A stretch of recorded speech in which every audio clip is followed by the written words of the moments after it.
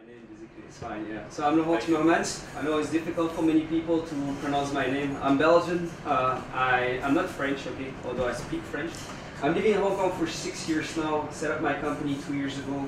I'm helping entrepreneurs to set up their businesses and grow their businesses. Basically, I'm focusing on business planning, performance management, and training. Now I have 20,000 students online.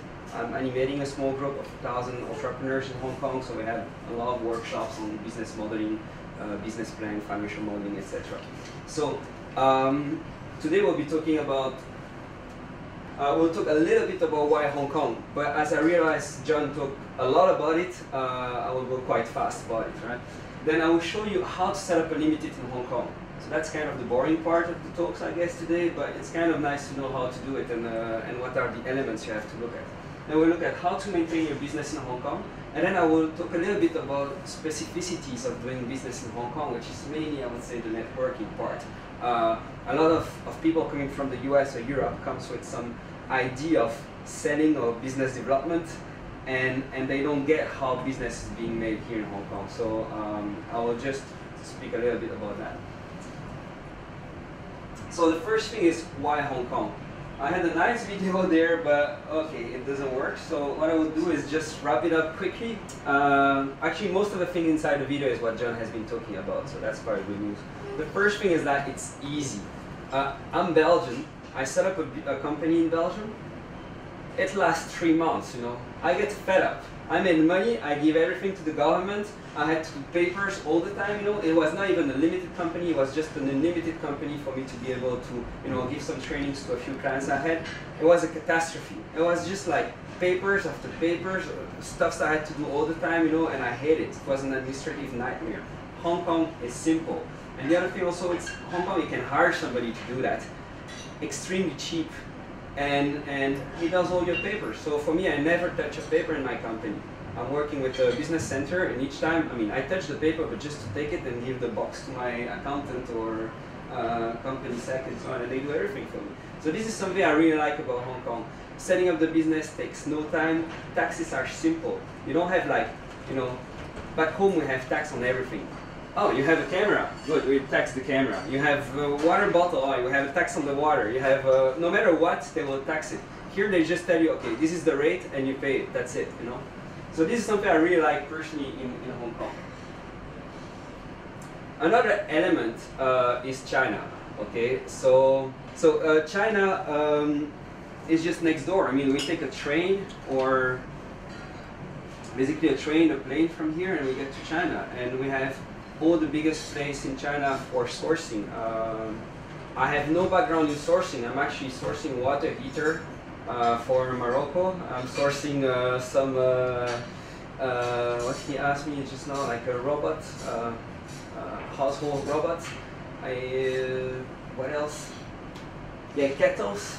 I don't know the name in English, that's why I have to think about it each time. So I'm sourcing stuff that I have no experience, but basically it's so easy. It's just next door. So you say, what do you need? Oh, I need a container of this. Okay, I go and go check the factory. So easy, so simple. So China is both a really good place for finding stuffs and a really good place for selling stuff as well. As we are seeing, John was talking about that. I mean, China is growing. There is more and more people with money that are able to pay for stuff. So the market as well, the internal market of China is getting bigger and bigger. We are talking about 1 billion people. Now, let's face it, not 1 billion people has money to buy stuffs, except basic things. But it's growing, so there's more things to do there. I think that's an attraction for many people. Doing China is also an administrative nightmare. That's why I come back a little bit too easy. If you go directly to China, you'll realize doing business with Chinese and in China is really not fun. It's a lot of complication all the time. From Hong Kong is much easier actually. So most of the people that want to deal with China, what they do, they set up a company in Hong Kong, then they open a subsidiary, a branch in China. It's easier for all your transaction. You can get paid in US dollar in Hong Kong. You can actually exchange your money in RMB, and you can pay your suppliers. A lot of suppliers as well will ask to be paid in Hong Kong, so it's kind of easy to work with Chinese companies from Hong Kong. If you are there, is another story, really. Just the setting time to set up a company there can be The faster I heard was 6 months. I heard somebody that spent 1.5 years to set up his company, to get a company up and running. I'm not talking about like the office and so on, just the legal structure that can actually operate in China. And take the money out of China is another nightmare. So from Hong Kong, really cool. And then the other aspects, obviously, is taxes. Taxes in Hong Kong are amazing. I guess that's also why you're seated here today. So let's talk a little bit about these taxes. In Hong Kong, we have 3 different types of tax. So as John was talking about, there is no tax on consumption, so no VAT. There is no like specific tax on a lot of small things. There is basically 3 key taxes. You have individual taxes, corporate taxes, and dividends. Okay. So individual tax is the tax on the salary, and in Hong Kong, the maximum you will pay is 15%. But now, this said, before paying the 15%, it goes gradually. So for example, 120,000 first Hong Kong dollars, you don't pay anything, 0%. The next 40,000, you pay 2%. The next 40, you pay 7%, and the next 40, you pay 12%. All the rest, you will pay 17% until you reach the 15. Okay, so you can see that's why a lot of small entrepreneurs, small starters, they really like to come here because you can almost have free money here. It's 2,000 euros a month, basically 20,000 that we get, and you almost don't have to pay tax for it. That's pretty cool. That's only if you live in Hong Kong, right? This is if you live in Hong Kong, yeah. Or if you get your salary in Hong Kong. You know, if you give yourself a salary here. Corporate tax 16.5%, but after all deduction. And this is something good to know because in Hong Kong you can deduct almost everything.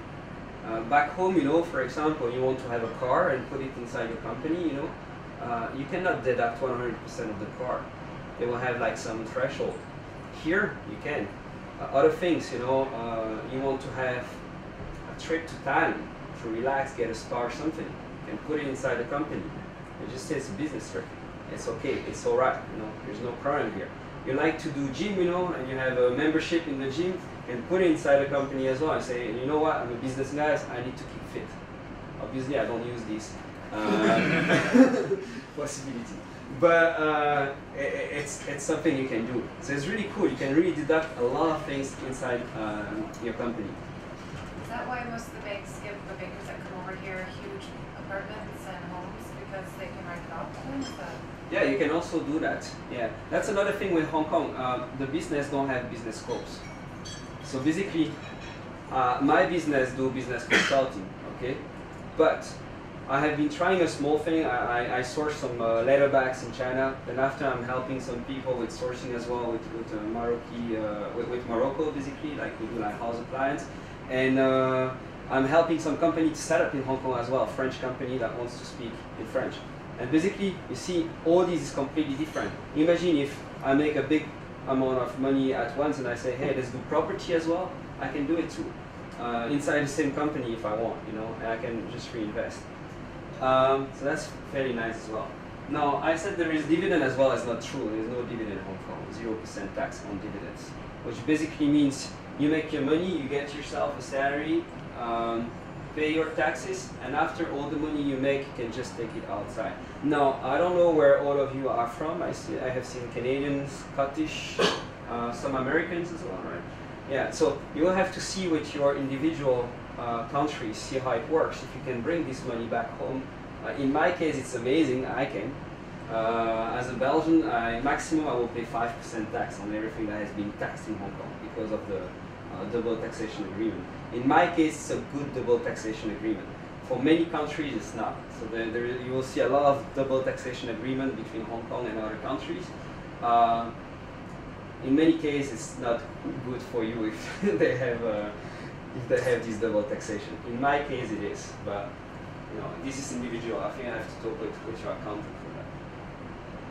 So, other questions: how to set up the business in Hong Kong? So, okay, I won't insult you, and and give you like the whole step-by-step approach you have to do to go and queue to the government. Okay, I take the hypothesis that you will be smart enough to go with a consultant and pay him like $2,000-3,000 to do it. Hong Kong I'm talking about.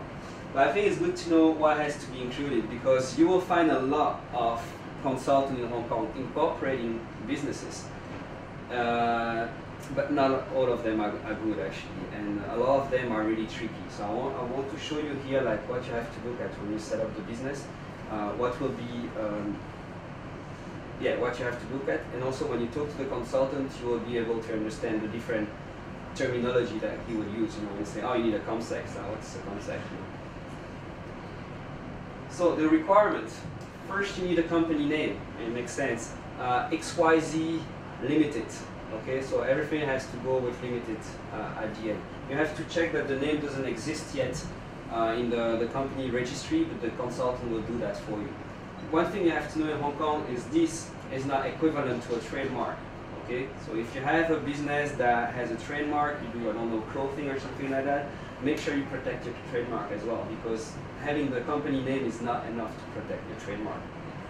Now the cool thing, Hong Kong is fairly cheap as well to protect your trademark, and you can do China at the same time. Generally it costs around 5,000 Hong Kong dollars to get your trademark saved and protected in Hong Kong and in China.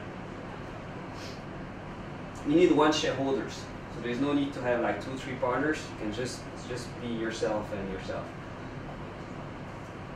1 director. The cool thing about the director, it can be the same as the director. The same as the shareholder, sorry. So you can be sole shareholder, sole director of your company. Then you will need a company secretary. This is mandatory, okay?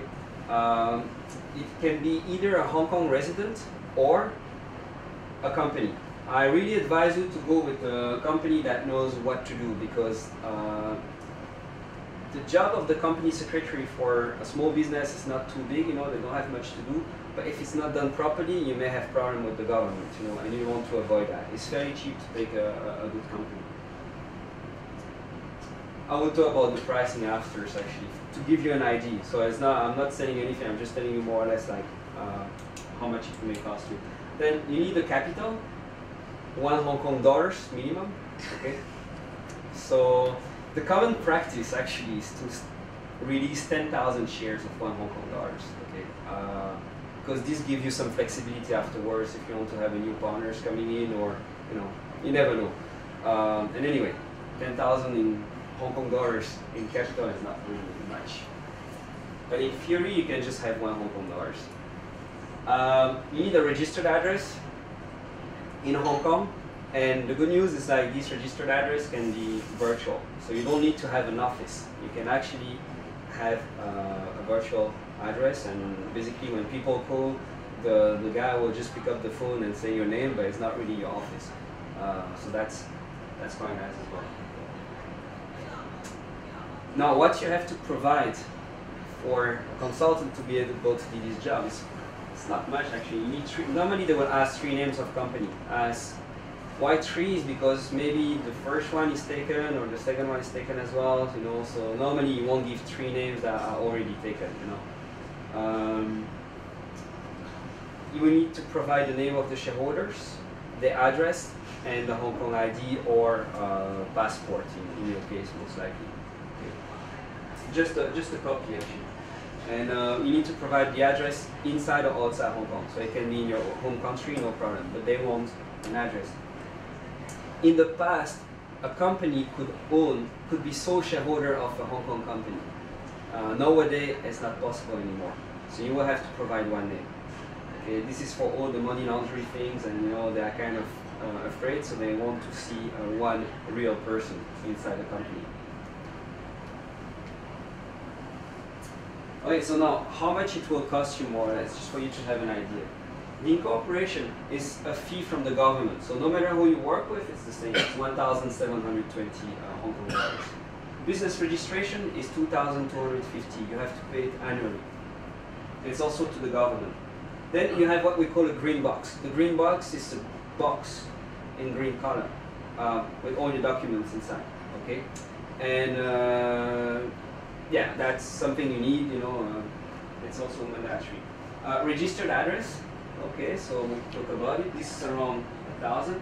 Company secretary, it will cost you around 2,000 to 3,000 Hong Kong dollars a year.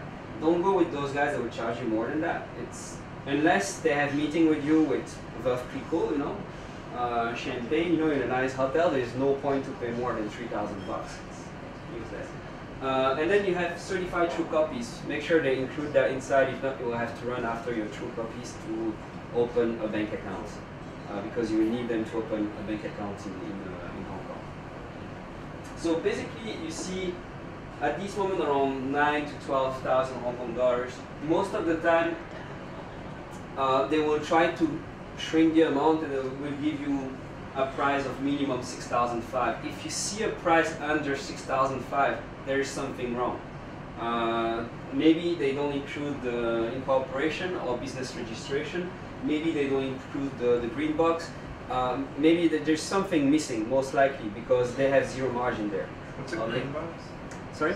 The green box is a box that includes all your documents and a stamp, and you have some rubber stamps as well for you to sign contracts and things like that. So everything is contained in one green box, and you let that with your company secretary, which most of the time is also your accountant.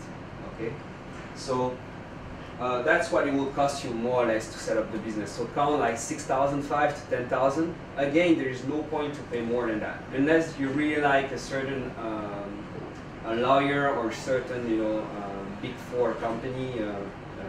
PricewaterhouseCoopers or something, you know, but there is no point really, because the service is really straightforward. They will just go there and incorporate the business done. Okay. So I heard some guys here paying 150,000 Hong Kong dollars to set up the business because they work with lawyers or they work with the big four. So just take care you don't get cheated on the way. Or also another thing is they go directly sell those services in the home countries of people, so they charge 50,000, 60,000 Hong Kong dollars. There's some that do that too. But if you do it from Hong Kong, I mean, that's around the price. Now, the question as well, the other question here is like, how do you maintain it? You know, it's cool you have the company there, it's set up, it's working, but what you have to do year after year to keep it running. So every year you will have to do your accounting and audit, okay? You will need to submit the annual return. So the annual return will say if there is any change in ownership in your company, if you change the director, if you change the shareholders, if you release more shares, if you increase your capital. So this will be all in the annual return. Once a year it's mandatory, even if you don't change your anything inside, you still have to say I didn't change anything. But once a year you have to send it. This is the job of your company secretary. That's why I think it's good to have a good one that knows what he's doing. Tax return, so even if we pay almost no tax in Hong Kong, we still have to pay them, and we have to just fill in the tax return and pay the tax. And then you will need the company secretary. Again, it's mandatory. What this guy will do, it will help you with your annual return. Every year it will help you with your general meeting, annual general meeting, and any exceptional general meeting that you may have as well. Each time you have a change in the company, you will just write that in the register book, and yeah, you just do the boring things basically. But it's nice to have it. And then you have to pay your business registration. So this is a fee that you pay every year. So how much it will cost you more or less? Business registration again is 2,250, like when you open. Annual return, it costs you 105 Hong Kong dollars a year. Registered address, 1,000 Hong Kong, and company secretary around 2,000-3,000. Basically around 5,000 a year. And there is one I didn't talk about is the accounting and audit, because this will vary in function of the amount of transaction you have and your turnover. Now, take care of one thing. Look at, as I'm in Hong Kong, I like to use an accountant that charges me by turnover. The reason why is because a lot of them like to charge by transaction, and they will charge, let's say, it's around 50 to 100 Hong Kong dollars per transaction. Which means if you go to have a coffee, Pacific coffee with a client, you know, and you just pay the bill, 100 bucks, you know, you go back, if you want to put it inside your company accounts, you have to pay 50 to 100 Hong Kong dollars for that transaction. So it's kind of a nonsense. As I'm having a lot of small slips like that, you know, I prefer to turn over things. Now, I have a client that contacted me from Bangladesh. He's making like 5 million US dollar in turnover per year, and he will have that made with like around 200 transactions. So in his case, maybe it's better to work with transaction than to work with turnover. But in most of the case, turnover is better. At least, you know, you can just spend and keep everything and give it to the accountant and just do the job. And you don't end up paying like crazy fee for accounting. Any questions so far? Turnover, you just mean like a percentage of the business or something like that, or how much money Well, runs? I give you an example. I'm working with Centre O. It's a how to say, business center in Hong Kong. What they do is like, if they incorporate your business and become your accountant, they will charge you 5,000 Hong Kong dollars a year for your accounting and audit. And this is up to 800,000 Hong Kong dollars, I think. So it's not a big amount, but here we are, 800,000. And then after, if you have more needs, you know, if you have a bigger turnover, they will charge more for sure. But you see, they just say, okay, it's 5,000 if you are in this range. That's what I mean. So it's not a percentage of your turnover, it's more like, generally they give you some threshold. They say, okay, from here to here, that's the price, from there to there, that's the price, and so forth. Okay. Another thing, I think is interesting. So I'm kind of done now for the setup and maintenance. I think it's enough information for you to understand what's going on, and it will be easy for you to actually assess the offering if you want to set up a business here. If you need any help, you can ask me. I can refer you to some people. Now, another thing I think is interesting to talk about doing business in Hong Kong is like, okay, let's face it, doing business, no matter where. But I think there are some specificities in Hong Kong. The first one is understanding the market. If you want to do business in Hong Kong, selling to Hong Kong people, it's really interesting to speak to people that know how Hong Kong people think and what's available in here. I have seen an American company coming to Hong Kong, investing millions. They had like 50 staffs in Hong Kong, which is quite big for Hong Kong. Like even the bigger company, they don't have much staff here. They have been operating for 5 years. They sold nothing. They were putting insurance on smartphones. That's their business model. They actually you have to pay an insurance, and your smartphone is get an insurance basically. If you lose it, break it, or something, they replace it. In Hong Kong, people, they don't care. They want to change their smartphone every 6 months anyway, you know. So my wife, when she loses her phone, she's happy. It's like, hey, I lose it, I can buy the new one. You know, if somebody say, hey, you can have an insurance, and if you lose it, I give you the same one. She's like, no way, you know. So there's a lot of business models that work somewhere else, and they are extremely successful. This company is really successful back in the US, is really successful in Japan. But in Hong Kong, it just doesn't work at all because people has already this habit of changing their phone. So make sure you talk to people before investing heck of money in an operation here. And this is a real case. I know it because one of my friends got fired from that company because they realized they can't sell here. So that's the first specificity, is I really look at the market. I think it's something we can say for many different countries. Each time you go somewhere, for sure you have to look at the market. But as you are coming from Western countries to Hong Kong, to Asia, it's good to have an idea of what's going on here. That's the first thing. The second thing I would say is business networking. So in Hong Kong, business doesn't happen with cold call, meeting the client, you know, follow up and so on. First, most of the time nobody will pick up your call. If they pick up, you get the assistant, and most of the time they will never give you the decision maker. So if you want to do business development in Hong Kong, it will not work the way it would work somewhere in Europe or US. Okay, I have seen that a lot from US firms that are kind of used to be able to get a meeting pretty easily with decision makers. Here it almost doesn't work. The way it works in Hong Kong is through networking mainly. I won't say only, but mainly. So as a business owner, if you want to grow the business here, this is the place you have to spend your time. You know, it's chambers, it's clubs, it's professional bodies, conferences and events. This is where you will find the people that will help you to leverage the business. And either they may be your clients or they will know somebody that can be your clients.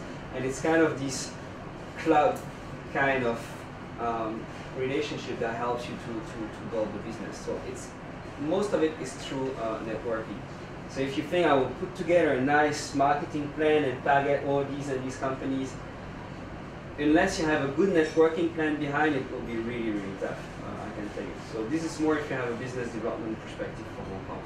If it's just for tax saving, definitely is not interesting to do that. Yeah, if you want to really grow the business here, think about it. Everything happens there. So I will make a small conclusion on what I just talked about. So, and I'm on time, right? Good. So, if you want to set up your business in Hong Kong, go for a consultant. Don't go there and queue. I mean, it's completely stupid because even if I want to set up a business myself, I will go straight away and pay somebody to do it. It's really boring. You don't want to do that. It will cost you between 6.5 to 12,000 Hong Kong dollars. The maintenance will cost you around 5,000 plus the accounting auditing fee. The accounting and auditing, make sure you get a turnover. Most likely will be better for you. Most of the time it's better. Just double check your case. And then understand the local market for sure. And I know it sounds kind of trivial, but really I've seen a lot of companies failing just because they don't ask 2-3 questions before coming, you know. And networking to grow the business. I mean, this is the way to grow in Hong Kong, is networking. And we have heck of opportunities, really. You can network everywhere like crazy. Really, really good. Like clubs, like professional bodies. There is events every day. You can be in 5 different events. All my business has been grown by networking. I organize my own events even. So just next month I will do 12 events. Next month I have 16 events in co-working space inside that as I work with entrepreneurs. It's a really good base as well. If you're thinking about not only Hong Kong market, to be honest, I'm not a big fan of the Hong Kong market. It's not a market that I enjoy working with too much. But I really like having my admin in Hong Kong. So I'm selling a lot of online course now. My students come from 140 countries, but they all pay me here in Hong Kong, and my profit is taxed here in Belgium. You know, so that's quite a good news. Yeah, so I think no matter what's your idea, what's your plan, Hong Kong is a really nice place, either for setting up your admin, your tax, or targeting China. That's it. If you have any questions, just let me know. Laura? Okay. Yeah.